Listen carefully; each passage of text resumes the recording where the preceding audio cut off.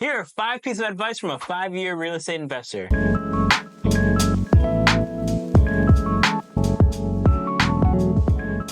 The first piece of advice I want to say to you, make sure you guys have a cushion. Now, something that happens all the time is you're going to go over your budget. I don't know why, but I think it's because there are always some unforeseen elements of real estate that pop up when you least expect them. You're going to be doing renovations, you're going to be doing demo, you're going to find all kinds of debris or broken down walls that the drywall is really poor condition. You're going to find floors that are uneven, and you're going to open up the structure and find out the joist is really bad.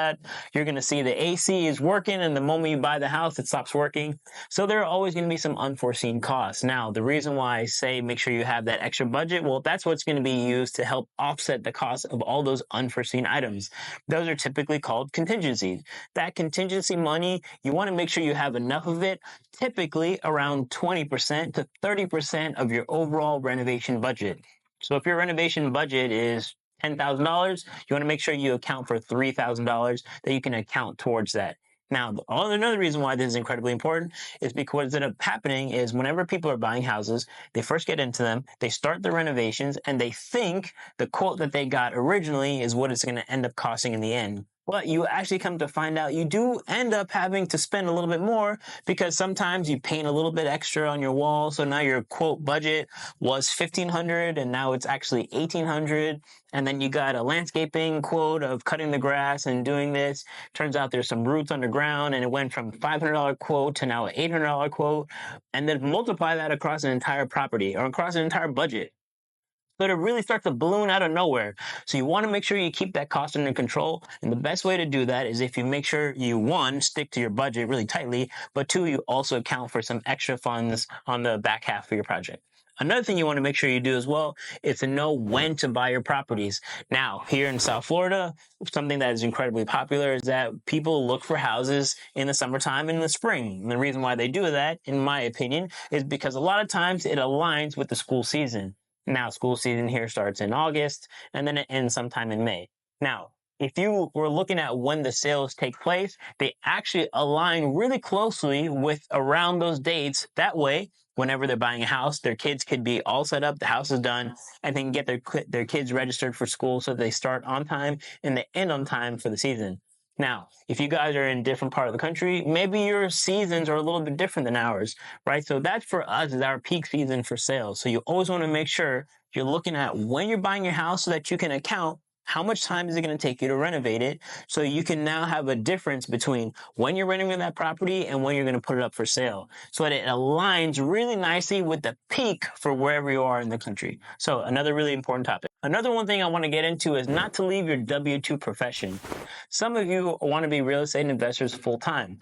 I'm all for it. I'm a real estate investor full-time. But something that I've learned over the last couple of years is I really, really wish I had some W-2 income to offset all the expenses that I have regularly. To give it a perfect example, last year I sold a house and I made about $170,000. It was a great deal. I found a fantastic deal. Here's the downside of that. I didn't do another deal for about 9 months. So that's 9 months of $0 coming in and thousands of dollars going out because I was currently flipping about 8 properties.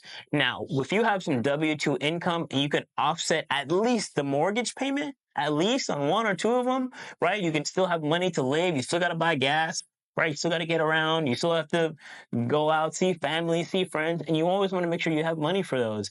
And if you don't have a W-2 income living off of real estate money, especially when you're reinvesting that money into doing more deals, your funds will be depleted so fast.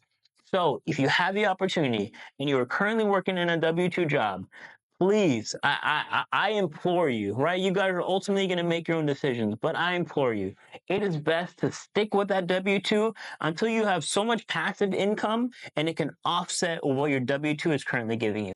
Another one I want to get into is buying your own materials. Now, something that I've mentioned in some other videos as well is if you have the contractor pay for materials, what's going to end up happening is he's going to ask for 50% upfront. That 50% money upfront is typically the amount of money that I hear a lot of people say that they lost from their contractor because the contractor ran off with their money. So, in a great way to help mitigate that is if you take the contractor's list that he was going to use to buy the materials and ask him for that list yourself. That way, you can now take all of those same items that he was going to buy and you go buy them with your money. Put it on your credit card bill. Have all of those materials at your house, parked and waiting. Now, we're also in an active site. As you guys can hear behind me, we have a lot of demo and a lot of construction that's going on. So if you guys hear anything in the video, just know that that's the reason what all the noise is. With that being said, make sure you guys take that list of materials that you got from the contractor, pick up all of them, and leave them right there on the site. Now, what's great about this is at any point, if you need to fire that contractor and you need to get him out of there, or he just stops showing up altogether, that you own the materials, so he can't run off with them. When you only pay them for your labor portion, you're only paying them what they've actually done, as opposed to what they would do had you have paid them 50% upfront. So another really important aspect of it, just make sure you guys save on that by covering your materials yourself and keeping them on site. The last one I want to get into is staging your houses. Now, we're actually inside of one of the properties that I currently stage for sale. Now, the reason why I always tell people to stage houses is because people make an emotional connection with the houses that they walk into. It happened with my very own mother in the house that she bought. She walked in for the first time. She's like, Jay, I don't know, something about this house just hugged me. And I remember saying to myself, man, every time I make sure I finish a house, I need to make sure I give people that very same emotional connection. It's no different than when you walk into your model houses, right? You walk in these houses, then you look at new construction. They always have a model house where the beds look great and the sofa, the living room, because it allows someone to get a vision and a feel of what a space is going to be like so that they can see themselves in it. And when you stage your houses, that's exactly what you're providing. And you'll also stand out from the crowd because most people who just paint walls and leave it empty don't have the same emotional connection that you would with the house that you stage. My analogy with it has always been the same, right? If you think of a 70-year-old and he's driving a red Corvette, right? And if you find out from him, not always, but sometimes they'll say like, man, I saw a Corvette when I was 15 years old.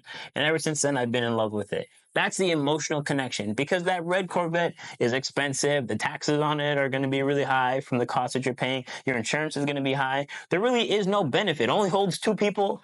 Well, if you look at it from that standpoint, from the emotional connection standpoint, that's what you want to do for people when they walk into your house. You guys comment down below. What is it that you're looking to find out in real estate investing? I'm happy to make a video on it and break things down even further. If you guys haven't already, be sure to subscribe here and follow me on Instagram at @JAbrams. And know that this is your channel for all things design and real estate. So until next time, catch you guys on the next one.